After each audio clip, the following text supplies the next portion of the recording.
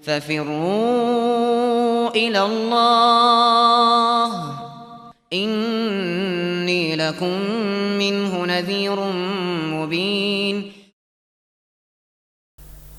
الحمد لله على إحسانه والشكر له على توفيقه وامتنانه. أشهد أن لا إله إلا الله وحده لا شريك له تعظيما لشأنه، وأشهد أن محمدا عبده ورسوله الداعي إلى رضوانه صلى الله عليه وعلى آله وأصحابه وإخوانه. أما بعد. Dua hal yang hendaknya selalu diingat. Yang pertama, bahwa musibah yang menimpa badan, penyakit yang menimpa badan itu adalah hal yang ringan. Yang berat adalah penyakit yang menimpa hati, penyakit yang menimpa agama. Kalau seorang mukmin pada saat terjadi penyakit-penyakit yang menimpa badan, ia sangat tersentuh, panik dengan hal tersebut, tetapi dia tidak takut kepada Allah, tidak bertobat kepadanya. Ini menunjukkan bahwa ada penyakit di dalam hatinya yang lebih berbahaya dari penyakit badannya.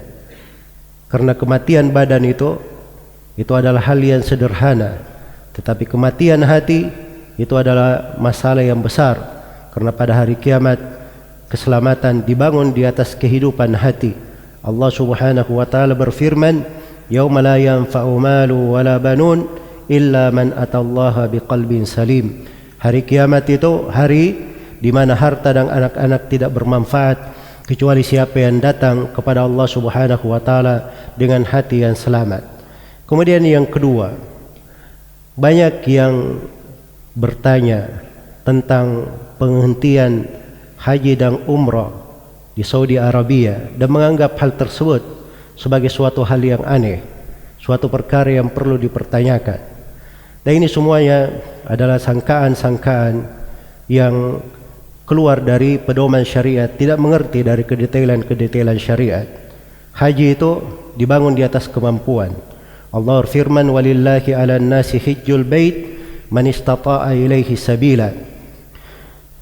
Milik Allah atas manusia kewajiban supaya mereka berhaji bagi siapa yang punya kemampuan ke sana.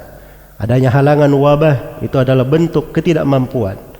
Dan di dalam kaidah syariat 5 masalah pokok yang dijaga, dan ini bukan dijaga di dalam syariat Islam, tapi terjaga di dalam seluruh syariat yang pernah Allah turunkan kepada para nabi dan para rasul. Salah satunya adalah menjaga jiwa. Apalagi yang dijaga itu adalah banyak jiwa. Dan dari pedoman syariat, la darar wa la dirar, tidak boleh ada bahaya dan pembahayaan. Ad-darar yuzal, kalau ada bahaya maka bahaya tersebut dihilangkan. Dar'ul mafasid muqaddam ala jalbil masalih, menghilangkan mafsadat itu lebih didahulukan daripada mengambil kemaslahatan.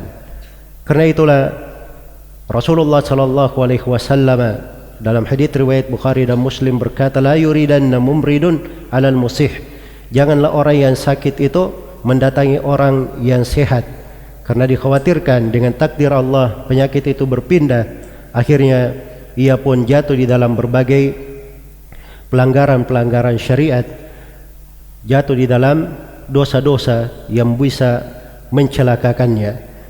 Karena itu diriwayatkan oleh Imam Malik dalam Al-Muwatta dan Al-Fakihani dalam Akhbar Makkah bahwa Umar bin Khattab radhiyallahu taala anhu pernah melihat seorang perempuan yang terkena penyakit kusta melakukan tawaf di Ka'bah. Maka beliau berkata, "Wahai hamba perempuan Allah, tidakkah sepantasnya engkau di rumahmu saja?" Maka perempuan itu pun kembali ke rumahnya, tidak melakukan ibadahnya. Begitu Umar bin Khattab radhiyallahu taala anhu meninggal, maka orang-orang berkata kepadanya bahwa orang yang melarangmu untuk haji atau untuk melakukan ibadah di Ka'bah telah meninggal.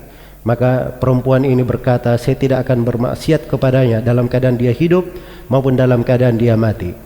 Dan ini dari kepatuhan manusia terhadap pemerintah mereka pada hal yang di dalamnya disyariatkan oleh Allah Subhanahu wa taala. Berbeda dengan manusia di masa ini. Kadang akalnya pendek, tidak mengetahui dari pedoman-pedoman syariat di dalam sesuatu, berbicara sembarangan. Kemudian juga dari keyakinan ahli sunnah yang disepakati bahwa penegakan haji itu dipimpin oleh pemimpin. Apabila pemimpin tidak memandang hal tersebut, maka itu dari hal yang tidak ditegakkan. Karena itulah apa yang berjalan di tengah manusia dari bentuk penjagaan, barangkali di dalamnya ada hikmah yang besar di dalam syariat.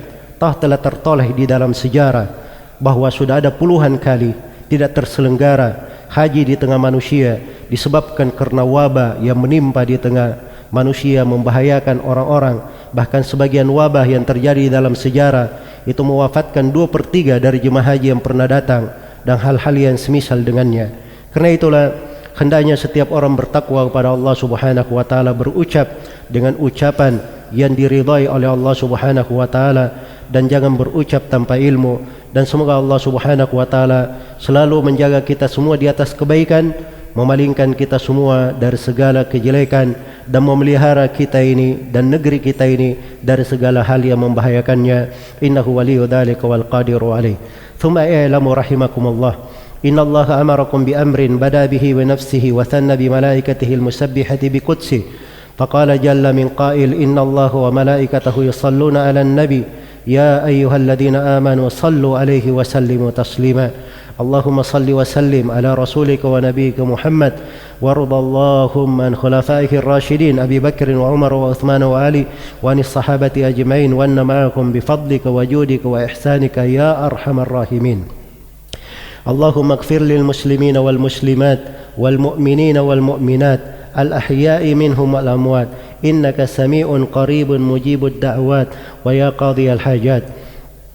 اللهم آمنا في أوطاننا وأصلح ولاة أمورنا وارزقهم بطانة صالحة تعينهم على طاعتك برحمتك يا أرحم الراحمين. اللهم من أرادنا وبلادنا بسوء فأشغله بنفسه واجعل كيده في نحره واجعل تدبيره تدميرا عليه يا قوي يا عزيز. اللهم ادفع عنا الوباء والبلاء والربا والزنا والزلازل والمحن وسائر الفتن برحمتك يا أرحم الراحمين. ربنا ظلمنا أنفسنا وإن لم تغفر لنا وترحمنا لنكونن من الخاسرين. ربنا اغفر لنا ولإخواننا الذين سبقونا بالإيمان ولا تجعل في قلوبنا غلا للذين آمنوا ربنا إنك رؤوف رحيم. ربنا آتنا في الدنيا حسنة وفي الآخرة حسنة وقنا عذاب النار. عباد الله، إن الله يأمر بالعدل والإحسان وإيتاء ذي القربى وينهى عن الفحشاء والمنكر والبغي يعظكم لعلكم تذكرون. فاذكروا الله العظيم الجليل يذكركم واشكروه على نعمه يزدكم ولذكر الله أكبر والله يعلم ما تصنعون.